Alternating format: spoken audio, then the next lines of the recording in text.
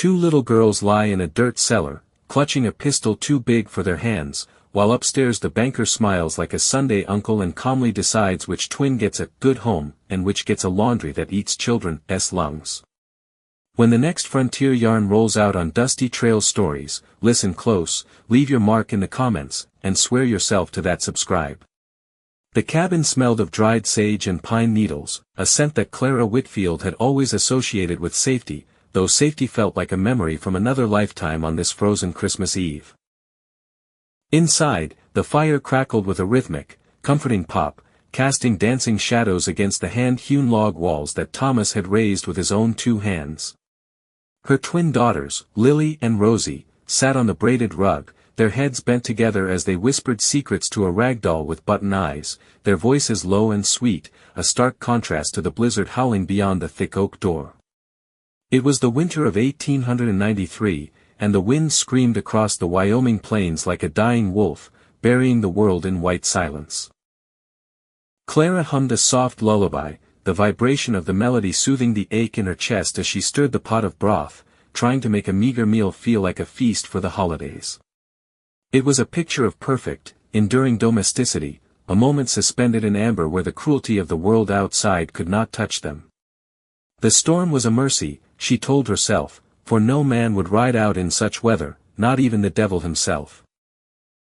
Clara lifted the wooden spoon to her lips to taste the soup, feeling a rare moment of peace settle over her shoulders like a warm shawl, the heat of the fire driving back the chill that had settled deep in her bones since Thomas had been put in the ground 6 months prior. But then she saw it. Through the frost-rimmed windowpane, illuminated by the singular, harsh beam of a lantern swinging in the violent wind, she saw the heavy iron gate of the corral swinging open. It was not the wind, the latch was heavy iron, forged to withstand stampedes. A gloved hand gripped the metal, the leather dark and wet against the swirling snow. And then, a second hand appeared, this one gripping the hilt of a knife so tightly the leather of the glove stretched white across the knuckles. The lullaby died in Clara's throat, replaced by a metallic taste of fear that shattered the illusion of peace instantly. She took a step back, the spoon clattering to the floor, a sound that made both girls jump and turn their wide, brown eyes toward her. Clara could not speak, could not tell them to run, because there was nowhere to run to in a storm that could freeze a man's blood in 10 minutes. The lantern outside swung closer, a pendulum of doom cutting through the dark, and she saw the glint of the blade again, sharp and hungry. The heavy oak door, barred against the cold, gave a sudden, subtle jerk. The lock on the front door jiggled, not with the clumsy rattle of the wind, but with the precise, testing silence of a predator seeking a way in. Clara reached for the heavy iron skillet on the stove, her only weapon, as the handle turned slowly, defying the storm, defying the holiday, defying the sanctity of her home. The peace of the night had been a lie, and now the truth was standing on her porch with a knife in his hand. Eli Mercer had not intended to stay, but the blizzard possessed a will stronger than any man's resolve, sealing the cabin into a pressure cooker of intimacy and danger where the air grew heavy with the scent of sickness and wood smoke. The stranger who had forced the latch, the one Clara had feared was a devil sent by the banker Silas Burnett, now stood by the hearth, stripping the ice-crusted gloves from his hands with a slow, deliberate grace. He was no devil, though he carried the look of one who had walked through hell and kept the ash on his boots, his eyes shadowed by 3 years of running from ghosts that refused to stay buried. Clara lay upon the quilt-covered mattress in the corner, the fever having taken her with a sudden, violent grip that left her trembling beneath the heavy layers of wool. Her breath came in shallow, ragged gasps, rattling in a chest that felt too fragile to hold a beating heart, while the heat radiating from her body seemed to mock the deadly cold pressing against the windowpanes. Eli watched her, the water in the porcelain basin clouding with the dust from his own hands as he wrung out a linen cloth. He had buried a wife and a daughter 3 years ago, covered them with Texas soil and swore to the Almighty that he would never hold a dying woman again, yet here he was, trapped by a Wyoming winter with a ghost that breathed and looked at him with desperate, fever-bright eyes. He moved to the bedside, his boots heavy on the floorboards, the silver spurs chiming a soft, mournful note that cut through the silence. The twins were asleep in the loft, exhausted by fear, leaving the two adults in a solitude that felt louder and more dangerous than the wind screaming outside. Clara's eyes were open, glassy and unfocused, swimming in the delirium of the sickness. She tried to pull the collar of her nightdress tighter, a reflex of modesty that the heat of her blood was fighting to reject, but her fingers were weak and clumsy. Eli knelt beside her, the wet cloth dripping cold water onto his scarred knuckles, the contrast between the freezing liquid and the stifling heat of the room making his skin prickle. He said, his voice rough like gravel grinding under a wagon wheel, stripped of the softness he had once known how to use. I got to cool you down, or the fever will burn you to ash before morning comes. She nodded weakly, a surrender to necessity that cost her the last of her pride. Eli reached out, his fingers thick and trembling slightly, and undid the top button of her flannel gown. Then the second. The air in the room seemed to vanish, sucked out by the sudden, terrifying proximity of their bodies. He peeled back the fabric, exposing the violent flush of her throat and the damp, delicate curve of her collarbone.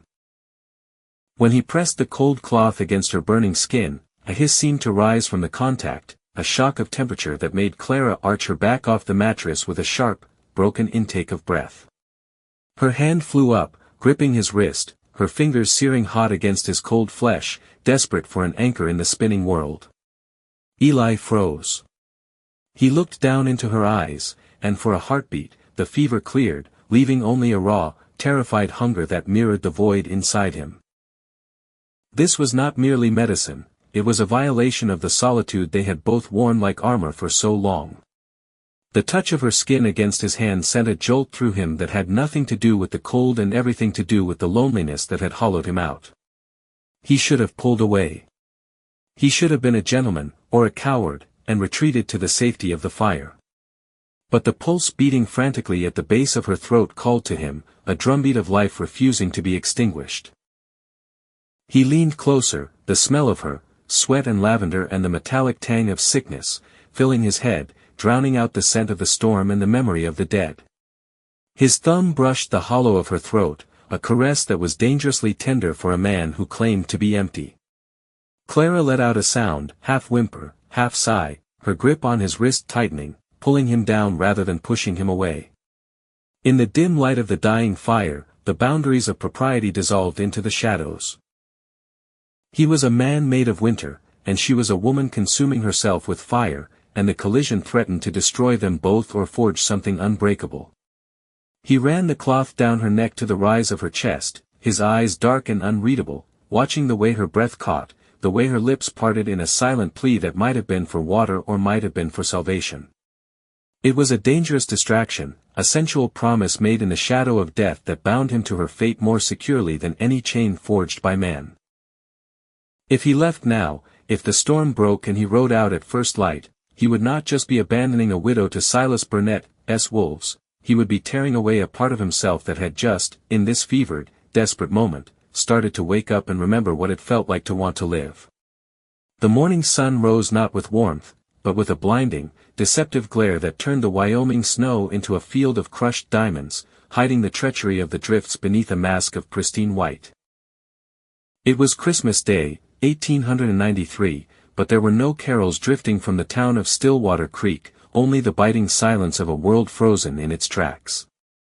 The silence was broken, not by the heavy thud of hooves, but by the festive, mocking jingle of sleigh bells, a sound that should have heralded joy but instead announced the arrival of a predator in Sunday best.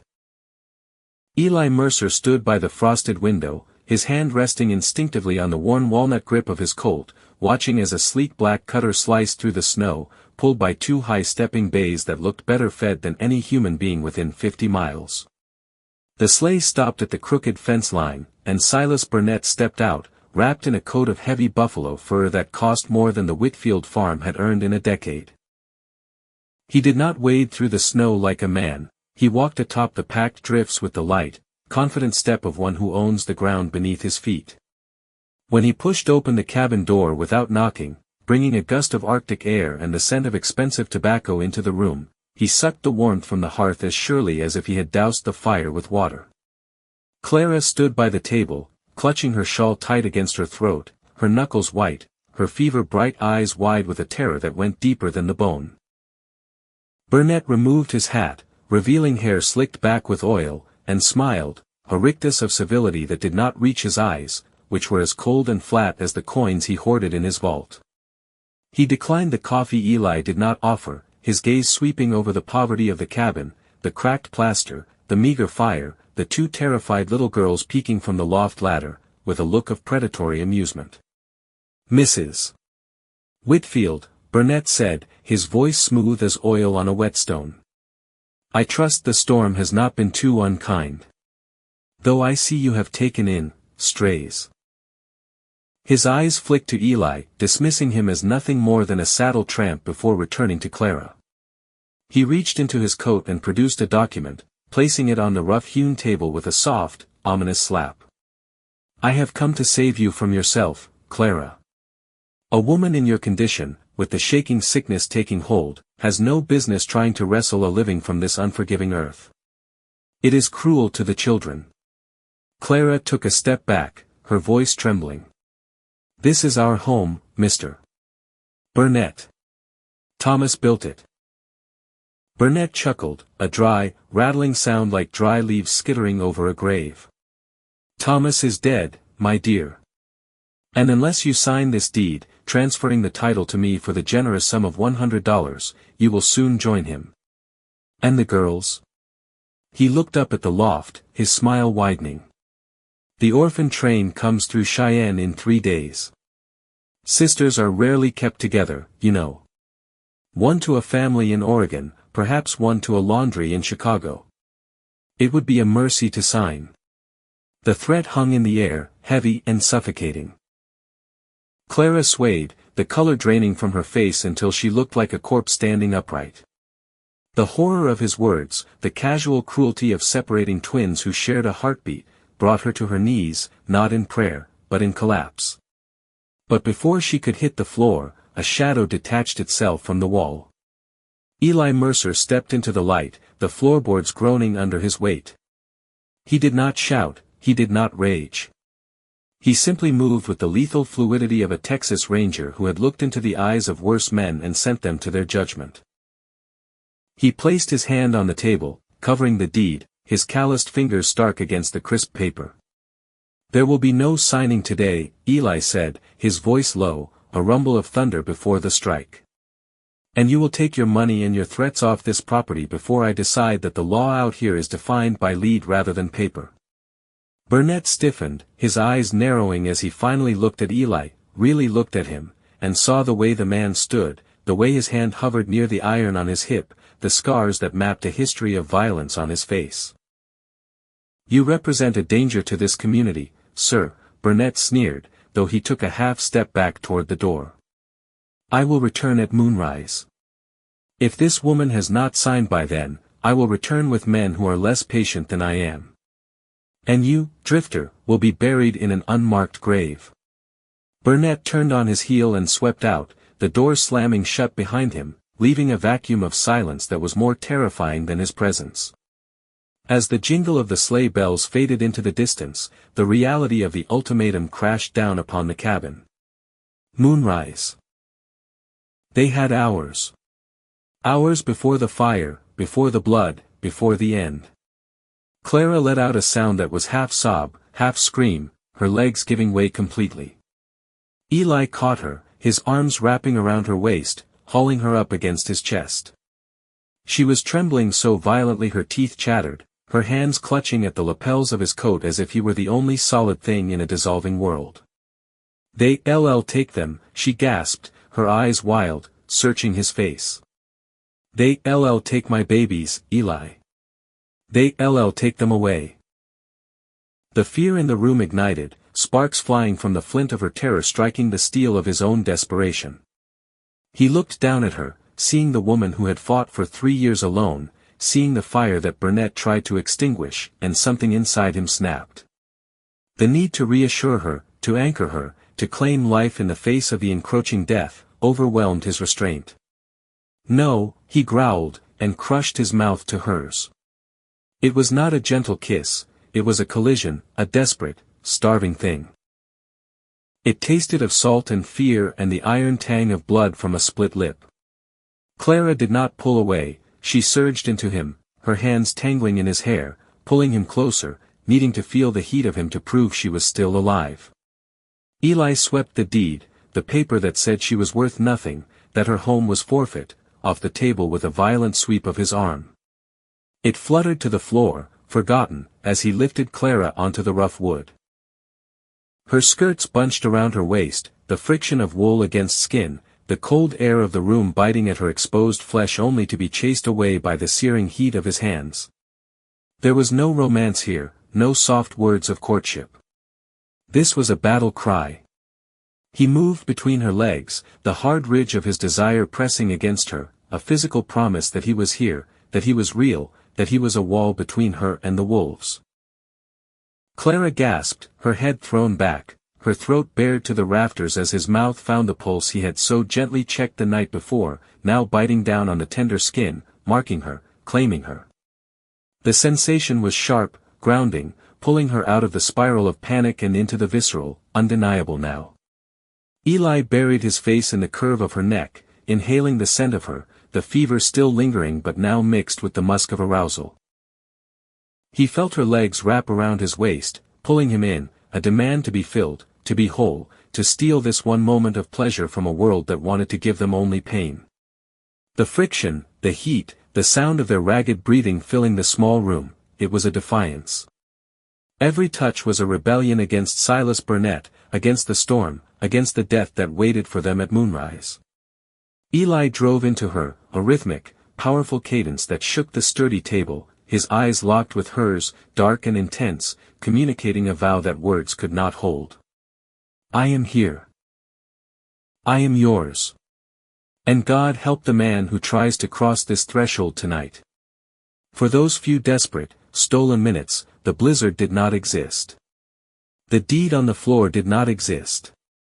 There was only the friction of skin, the sweat cooling on their brows, and the fierce, burning realization that they were alive, and that this fierce, fragile connection, was the only thing in the world worth dying for.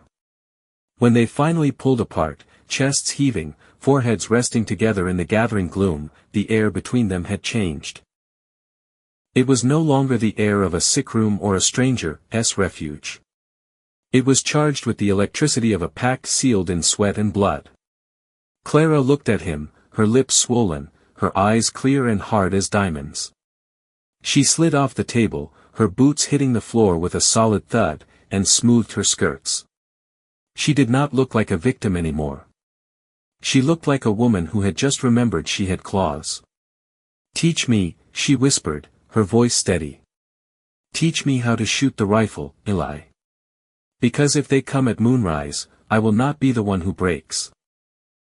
The moon did not rise gently over the Wyoming plains that night, it breached the eastern horizon like a pale, blind eye staring down at a world of sin, casting long, skeletal shadows across the drifts that had entombed the Whitfield homestead.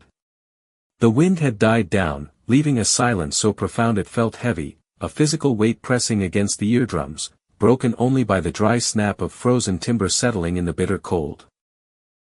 Eli Mercer sat in the darkness of the front room, a chair pulled away from the window to avoid silhouetting himself against the faint glow of the embers dying in the hearth. The Colt peacemaker rested on his thigh, heavy and cold, a familiar weight that had been his only constant companion for 3 years of wandering. Across the room, Clara crouched beneath the sill of the rear window, the double-barreled 10-gauge shotgun Thomas had used for geese resting awkwardly in her grip. She was trembling, not from the cold, though the fire had burned low to conserve wood, but from the adrenaline that soured the stomach and made the hands shake. Eli could hear her breathing, short, shallow gasps that she tried to stifle, terrified that even the sound of her life might draw the reaper closer. The twins were hidden in the root cellar beneath the floorboards, wrapped in every blanket the house owned, told to play a game of silence that might very well save their lives. It was a waiting game now, the kind Eli knew well from nights spent hunting men in the badlands of the Indian Territory, a game where the man with the most patience lived and the man who moved first died. The attack did not come with a shout or a warning shot. It came as a shifting of the shadows near the tree line, a movement that was too fluid to be a swaying pine. Eli saw it, a darker patch of night detaching itself from the woods, and raised the pistol, thumbing back the hammer with a click that sounded like a thunderclap in the quiet room. "Steady," he whispered, his voice barely a breath, meant more for Clara than himself. "Do not shoot until you see the steam of their breath." 6 men. He counted them as they emerged from the timber, bold now, stepping onto the open snow of the yard. They were not lawmen, they moved with the slouching arrogance of hired guns, men who were paid in silver to do the devil's work in the dark. They carried rifles, Winchesters mostly, but the man in the lead carried something worse. A torch flared to life, the sudden orange flame ripping a hole in the night, illuminating the brutal, scarred face of the foreman, Cobb. He grinned, his teeth yellow in the firelight, and swung the torch in a wide arc. "Burn it out!" Cobb shouted, his voice cracking through the frozen air. "Burn the rats out of the hole." The first bullet shattered the front window a split second later, sending a spray of glass across the floorboards like diamond dust. Eli did not flinch. He tracked the muzzle flash, squeezed the trigger, and the man to Cobb's left spun violently, clutching his shoulder as he fell into the snow, his scream cut short by the shock. The night erupted. The cabin was hammered by lead, bullets thumping into the thick logs, punching through the chinking, sending splinters flying like shrapnel. "Get down!" Eli roared, diving toward the overturned oak table they had dragged to the center of the room as a barricade. Clara screamed, a raw, terrifying sound, as the window above her exploded inward. She scrambled across the floor, her skirts tangling around her legs, sliding into the cover beside Eli. She was hyperventilating, her eyes wide and unseeing, the shotgun forgotten on the floor. "They're re-killing us," she gasped, gripping his arm with fingers that dug into the muscle. "Eli, they're re-killing us." Outside, the torch was thrown. It did not hit the house. It sailed through the air in a lazy, fiery arc and landed on the roof of the barn. The hay inside was dry, seasoned by a summer of drought, and the structure went up with a whoosh of sound that rivaled the wind. The screams of the horse, Hope, trapped inside, pierced the night, a high, shrill whinny of pure terror that tore at Eli's gut. He made a move to rise, to run for the door, but a fresh volley of gunfire chewed up the table's edge, pinning them down. The heat from the burning barn grew intense enough to be felt through the walls, turning the freezing cabin into an oven on one side while the winter bit at the other. The light of the fire flooded the room, painting everything in hellish shades of orange and black. In the midst of this chaos, with the roar of the fire and the crack of rifles deafening them, the world suddenly narrowed to the space behind the table. Clara was shaking so hard her teeth clicked together, her face buried in his coat, sobbing dry, terrified tears. She was breaking. Eli saw it happening, the fracture of her spirit under the weight of violence she had never asked for. He grabbed her face between his rough, gunpowder-stained hands, forcing her to look at him. "Clara," he shouted over the noise. "Look at me." Her eyes found his, wide and frantic. The proximity of death had stripped away all pretense, all societal layers. There was only the pulse of blood and the heat of bodies. He needed to anchor her, to pull her back from the edge of panic, and he did the only thing instinct told him would work. He crushed her mouth to his again, harder this time than before, a fierce, claiming kiss that tasted of soot and desperation. It was a shock to the system, a jolt of carnal reality in the middle of a slaughter. Clara froze, then melted against him, her hands flying to his hair, pulling him closer. The kiss deepened, becoming frantic, a desperate affirmation of life. His hand slid down her back, pressing her body against his, the hard planes of his chest crushing her breasts, the heat between them spiking hotter than the burning barn. It was not gentle love, it was survival. It was the primal need to connect, to feel flesh and bone and heartbeat, to defy the bullets tearing apart their sanctuary. For a few seconds, the gunfight ceased to exist. There was only the wet heat of her mouth, the grip of her fingers, the fierce, defiant beat of their hearts hammering in unison against their ribs. Eli broke the kiss, breathless, his forehead resting against hers.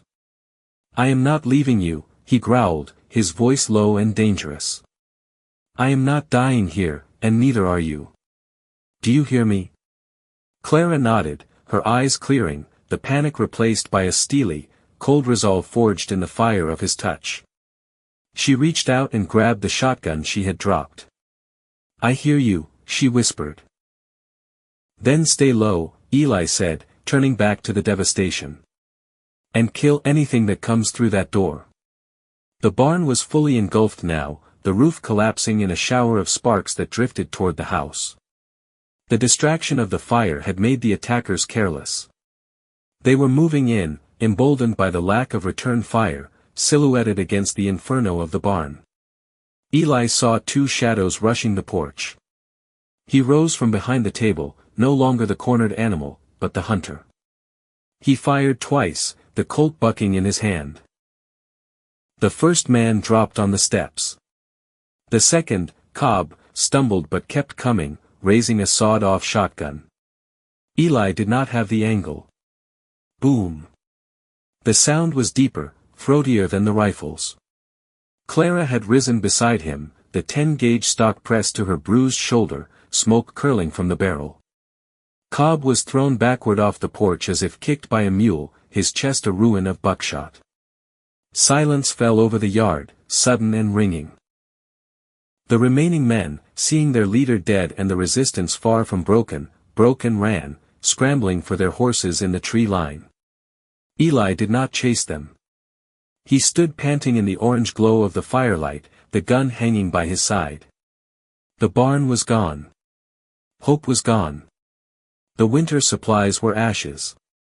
But as he turned to look at Clara, standing amidst the shattered glass and splintered wood, her chest heaving, her eyes wild and alive, he knew they had saved the only thing that mattered. The war had truly begun, and they were still standing. The sun crawled over the rim of the world like a beaten dog, gray and bloodless, casting a pale, unforgiving light upon the wreckage of the night. The storm had finally broken, retreating to the north, leaving behind a silence so profound it felt like the earth itself was holding its breath, waiting for the final judgment. The air smelled of wet ash and charred pine, a thick, acrid stench that coated the back of the throat and stung the eyes. Where the barn had stood, there was now only a blackened, smoking scar on the snow, the twisted remains of timbers jutting up like broken ribs against the sky. The carcass of the horse, Hope, lay buried beneath the ruin, a sacrifice to a war she had not chosen, and the sight of that smoking pyre hardened something inside Eli Mercer that had been soft only hours before. He stood on the porch, the wood beneath his boots stained with the frozen blood of the man named Cobb, and looked out at the field of white.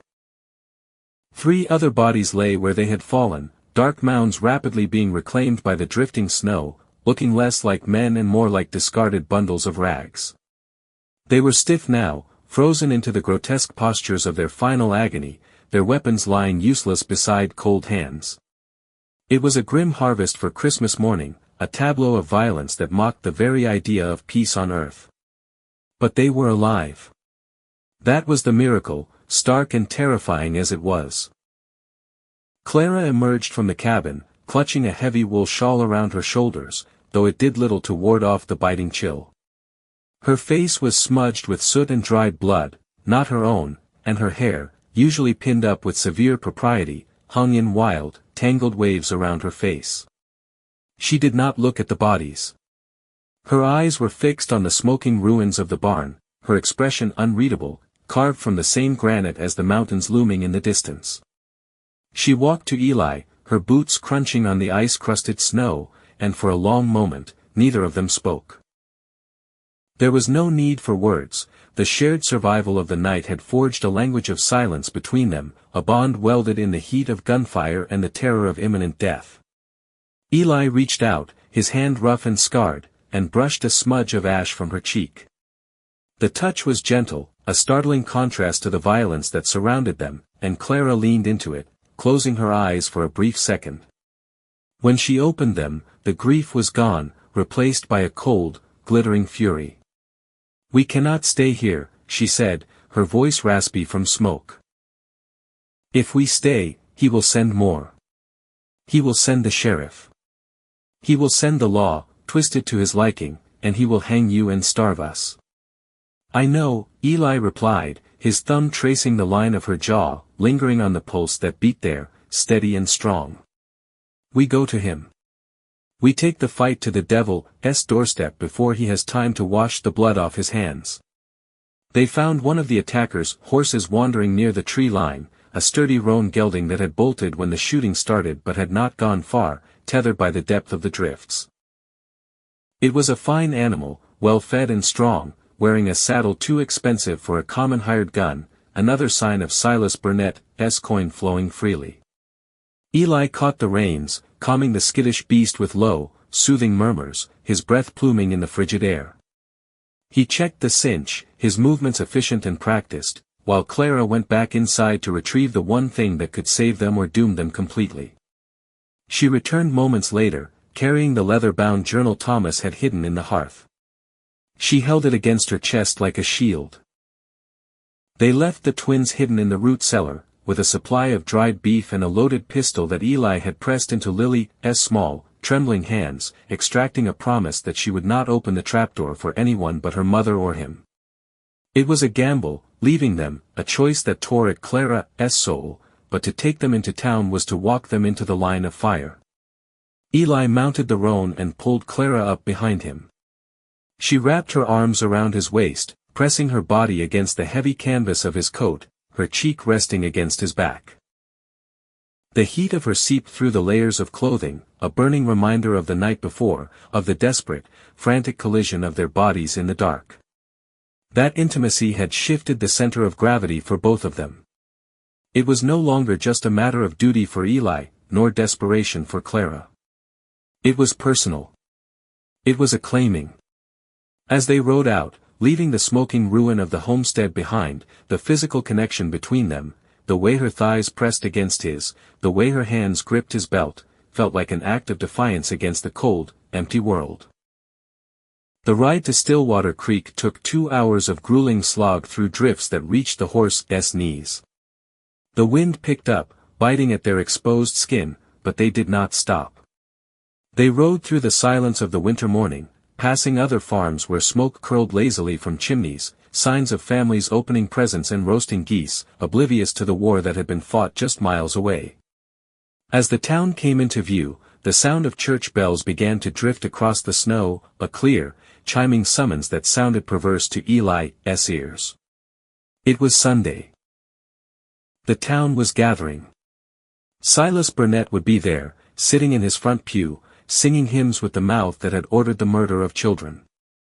Stillwater Creek was a collection of clapboard buildings huddling against the wind, dominated by the new church that rose at the end of the main street. It was a grand structure, painted a gleaming white that rivaled the snow, with a tall steeple that seemed to pierce the gray sky. To the uneducated eye, it was a masterpiece of frontier architecture, a testament to the town's prosperity and Burnett's benevolence. But as they rode closer, Eli saw it with the eyes of a man who had read Thomas Whitfield's journal. He saw the slight sag in the roofline, the way the eaves did not quite line up true. He saw a sepulchre, whited on the outside, but full of dead men's bones and all uncleanness. It was a glass cathedral, fragile and built on lies, waiting for a single stone to shatter it. They tied the horse to the hitching post outside the general store, which was closed for the holiday. The street was empty, every soul in town packed into the sanctuary for the Christmas service. Eli checked the Colt at his hip, ensuring it was loose in the holster, then took Clara's hand. Her grip was iron hard.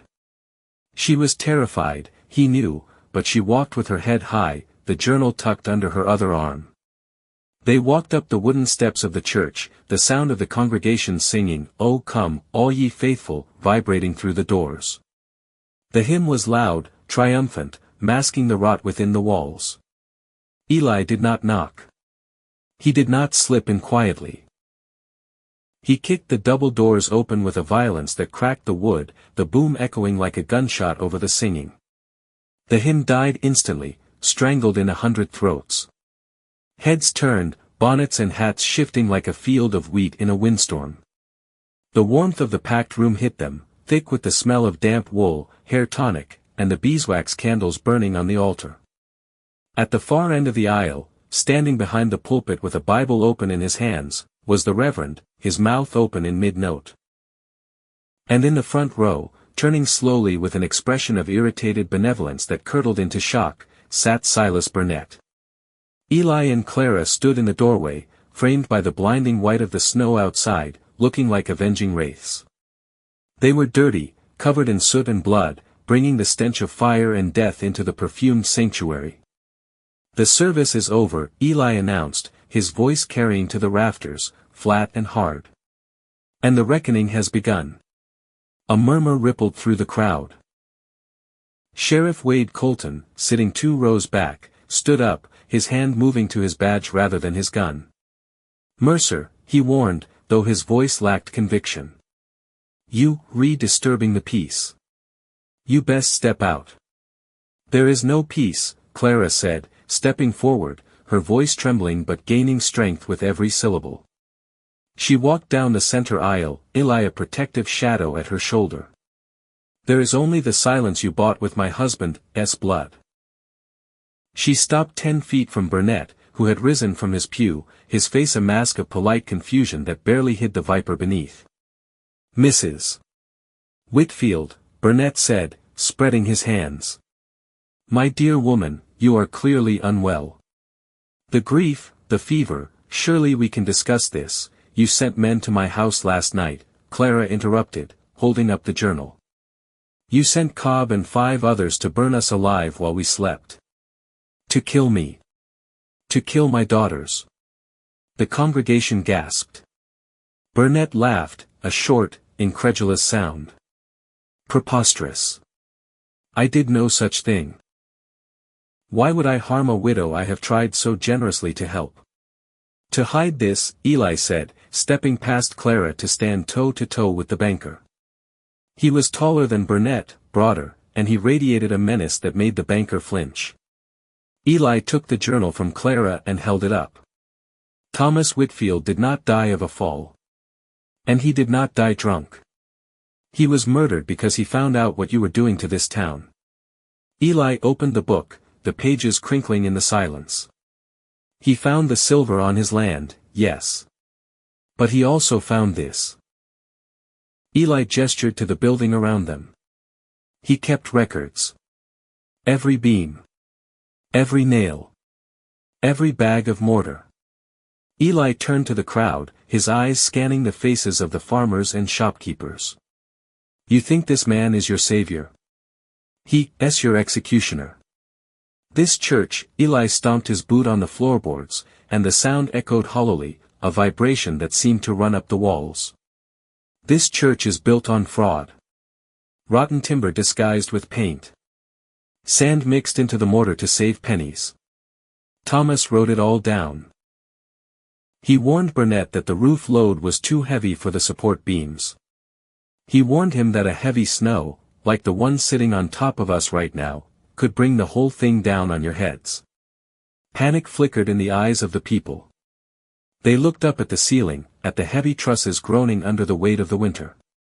Burnett's face flushed a deep, ugly red. "Lies. The ravings of a drunkard, peddled by a madwoman and a drifter. Sheriff, arrest them. Arrest them for slander and disturbing a religious service." Colton hesitated. He looked at Burnett, then at Eli, and finally at Clara, whose gaze was burning into him. "Wade," Clara said softly, using his given name. "You knew Thomas. You knew he never drank a drop. You knew he was an honest man. Are you going to let his murderer stand there and preach to you?" The silence stretched, agonizing and thin.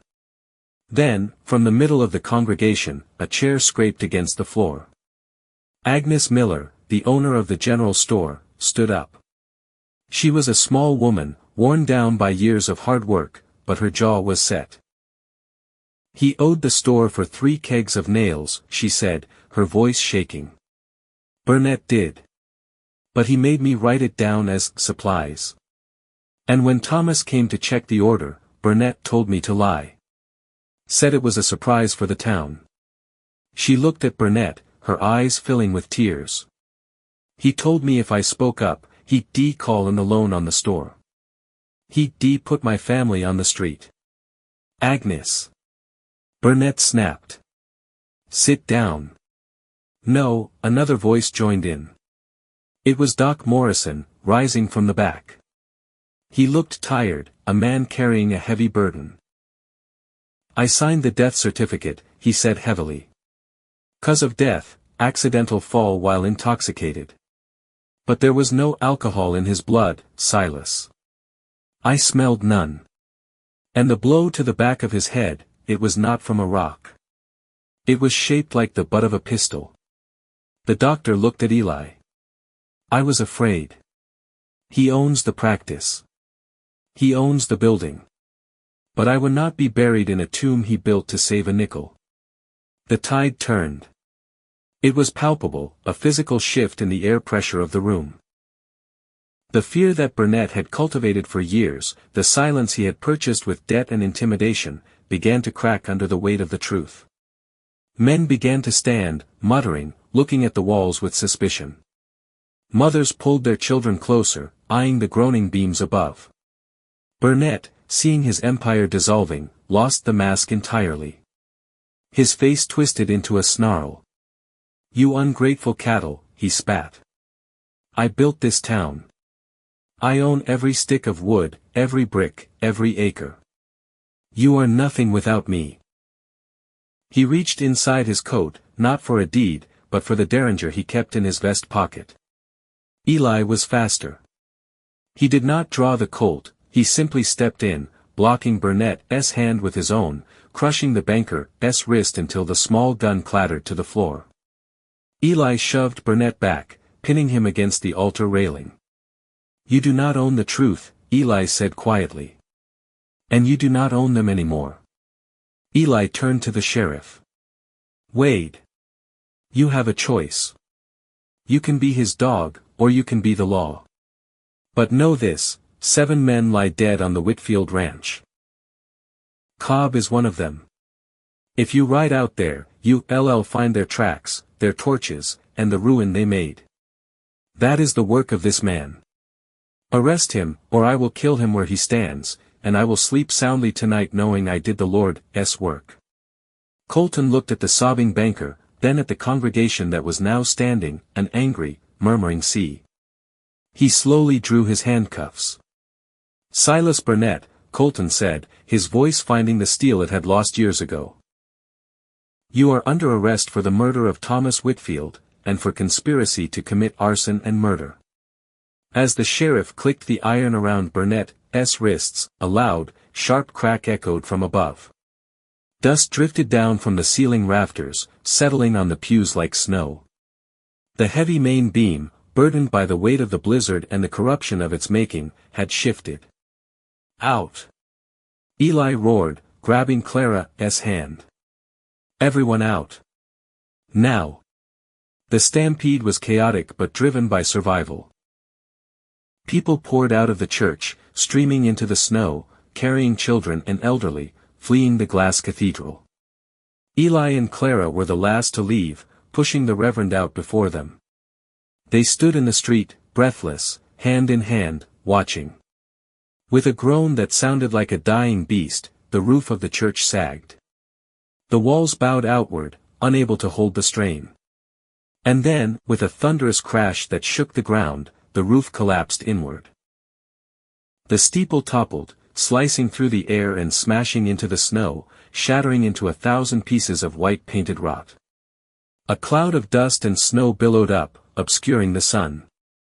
When the dust settled, there was only a pile of rubble where the symbol of Burnett's power had stood. The townspeople stood in silence, staring at the destruction that could have been their tomb. They looked at the ruins, and then they turned, one by one, to look at Clara Whitfield and the stranger who stood beside her. Clara was shaking, the adrenaline fading, but Eli's arm was around her, holding her up. She looked at the wreckage of the church, then up at Eli, and for the first time in 3 years, the look in her eyes was not fear or grief. It was hope. The truth had destroyed the lie, and in the ruins, something new could finally be built. But as the town began to murmur their thanks, moving toward them, Eli's eyes were not on the crowd. They were scanning the horizon to the south, where a lone rider was approaching, Marshal Dawkins. The law had arrived, but the justice had already been served. The real trial, Eli knew, would be rebuilding the life that had almost been stolen, and that was a labor that would take more than a single Sunday to finish. But as he felt Clara's hand squeeze his, he reckoned he had the time. He finally had the time. The dust from the collapsed sanctuary hung in the air like a shroud, coating the stunned faces of the congregation in a spectral gray powder. For a long moment, the only sound in Stillwater Creek was the settling of timber and the high, thin whistle of the wind cutting through the exposed ribs of the ruined church. The townspeople stood in a semicircle, a tableau of shock, staring at the pile of debris that had nearly become their tomb, and then at the man who had pulled them from the fire. Eli Mercer stood with his arm around Clara, his chest heaving, the adrenaline of the moment beginning to curdle into a bone-deep exhaustion. He looked at Silas Burnett, who was on his knees in the snow, the silver handcuffs glinting on his wrists, his fine coat ruined, his empire seemingly reduced to the rubble behind him. Sheriff Colton stood over the banker, looking pale but resolute, a man who had finally found the spine he had misplaced years ago. It felt like a victory. It felt like the end of the long, dark winter. But then came the sound. It was not a cheer, nor a prayer. It was the slow, rhythmic clapping of gloved hands, dry and mocking, cutting through the silence from the direction of the main road. Eli turned, his hand instinctively dropping to the empty holster at his hip. A rider sat atop a tall, dapple gray mare, watching the scene with the detached interest of a man observing an anthill kicked over by a boot. He wore a long duster coat that fell to his spurs, and on his chest, pinned securely to the wool of his vest, shone the star of a United States Marshal. It was Dawkins. The man Colton had sent for. The man Eli had pinned his hopes on. But as the Marshal swung down from his saddle, his boots hitting the frozen mud with a heavy, authoritative thud, Eli felt a cold prickle of recognition crawl up his spine. He had seen men walk like that before, men who did not serve the law, but owned it.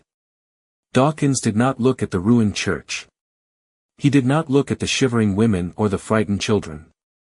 His eyes, pale and hard as flint, locked instantly onto Silas Burnett, and a small, tight smile touched the corners of his mouth. "Well, Silas," Dawkins said, his voice a smooth baritone that carried easily in the thin air. "It seems you have had a difficult morning. I received a telegram saying there was trouble in Stillwater Creek. I did not expect to find you in irons." Marshal, Sheriff Colton stepped forward, relief washing over his face, blinding him to the tension radiating from Eli. "Thank God you're here. We have him. We have the evidence. Burnett has been defrauding the territory, stealing land, and he is responsible for the murder of Thomas Whitfield." Dawkins walked slowly toward the group, pulling off his leather gloves one finger at a time. "Murder," he repeated, tasting the word. "That is a serious charge, Sheriff. A hanging offense. I assume you have proof beyond the hysterical accusations of a mob." "We do," Clara said, stepping out from Eli's embrace. She held the leather-bound journal out, her hand trembling slightly. "It is all in here. My husband's records. The dates, the bribes, the structural flaws of the building that lies in ruins behind you. It proves everything." Dawkins stopped in front of her. He looked down at Clara, not with sympathy, but with a clinical appraisal, as if she were a horse he was considering buying at auction. He took the journal from her hand. The leather was warm from her grip.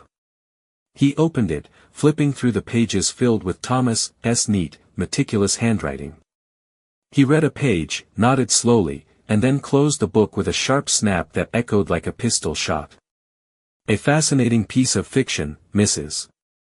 Whitfield, Dawkins said. The world seemed to tilt on its axis. Fiction. Clara whispered. It is the truth. Look at the church. It collapsed just as Thomas said it would. I see a building that fell under the weight of a historic blizzard, Dawkins said, his voice flat. An act of God, nothing more. And I see a journal written by a man who is known to have died in a drunken stupor, full of ramblings and conspiracy theories. He was not drunk. Agnes Miller shouted from the crowd, her newfound courage flickering but still present. Doc Morrison testified to it. We all heard him. Dawkins turned his head slowly to look at the storekeeper. His gaze was terrifyingly empty. Dar. Morrison, he called out. Step forward. The doctor, who had been so bold only minutes before, hesitated. He looked at the marshal, then at Burnett, who had climbed to his feet, the fear gone from his face, replaced by a sneer of triumph. I am here, Morrison stammered. Doctor, Dawkins said softly. You signed the death certificate for Thomas Whitfield yourself, did you not? You attested, under penalty of law, that he died of an accidental fall while intoxicated. Are you telling me now that you perjured yourself? That you falsified a legal document? Because that would make you an accessory to fraud, and I would be forced to revoke your license and place you in a cell in Leavenworth. The threat hung in the air, heavy and suffocating. Morrison looked at Eli, pleading for an answer, then looked at his own trembling hands. He thought of his practice, his wife, his warm bed. The bravery of the moment evaporated, crushed by the weight of authority. Morrison swallowed hard. I may have been mistaken today, in the heat of the moment. The original report stands. No. Clara screamed, lunging forward, but Eli caught her, pulling her back against his chest. He knew. He had known the moment Dawkins smiled. The game was rigged. It had always been rigged. The telegram Colton sent had not summoned a savior, it had summoned the cleaner. Smart man, Dawkins said, turning back to Colton. Sheriff, uncuff Mr. Burnett. You have made a grave error in judgment, arrested a pillar of the community based on the lies of a drifter and a grieving widow. I am willing to overlook it, provided you correct your mistake immediately. Colton stood frozen, the keys to the handcuffs in his hand. He looked at the wreckage of the church, at the people he had sworn to protect. He looked at Clara, whose eyes were wide with betrayal. He killed 7 men, Colton whispered. Last night. At the Whitfield place. His men tried to burn them out. Did they? Dawkins raised an eyebrow. Or did a dangerous, unstable transient, a former Texas Ranger with a history of violence, trespass on the widow Whitfield's land? Did he perhaps hold her hostage, terrorize her, and when honest men rode out to check on her safety, did he butcher them in cold blood? Dawkins turned to the crowd, raising his voice so every man and woman could hear. This man, he pointed a gloved finger at Eli, is Eli Mercer. A man who burned his own home in Texas 3 years ago with his wife and child inside. A madman. A killer. And you have let him lead you into a riot against your own benefactor. The lie was so audacious, so complete, that it sucked the oxygen out of the square. The townspeople shifted. They looked at Eli, seeing the blood on his coat, the gun at his hip, the scars on his face. They remembered the rumors Burnett had spread. They looked at the ruins of the church and felt the cold biting at their toes, and the fear returned. Not the fear of the roof collapsing, but the ancient, primal fear of power. It was safer to believe the lie. It was safer to believe that the drifter was the villain, because if Burnett was the villain, then they were all helpless. That's a lie, Eli said, his voice low, vibrating with a rage that was terrifying to behold. He stepped away from Clara, his hand hovering near his gun. I did not kill my family. And you know it. I know what the record says, Dawkins replied, his hand moving to his own holster with blinding speed. He drew his revolver and leveled it at Eli's chest. And right now, the record says you are under arrest for 7 counts of murder. Run, Eli whispered to Clara without turning his head. Run. No, Clara sobbed, grabbing his arm. I would not leave you. Sheriff, Dawkins barked. Release Mr. Burnett and arrest this man. If you do not, I will assume you are a co-conspirator and you will hang beside him. Colton broke. It was a small sound, a whimper in his throat, as the last of his integrity shattered. He walked over to Burnett and unlocked the cuffs. Burnett rubbed his wrists, smiling. Thank you, Wade. I knew you would see reason. Then Burnett turned to Dawkins.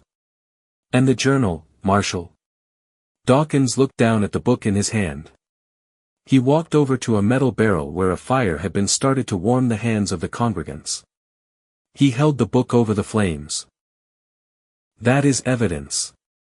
Eli shouted, taking a step forward. Dawkins cocked the hammer of his revolver. Stand down, Mercer. Or I will kill you where you stand and save the territory the cost of a rope. He dropped the journal. Clara screamed as the book hit the fire.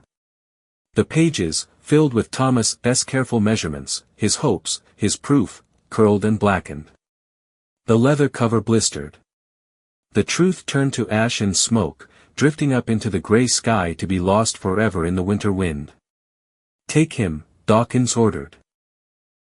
2 deputies from the crowd, men who had been singing hymns 10 minutes ago, stepped forward, grabbed Eli's arms, and wrestled him to his knees.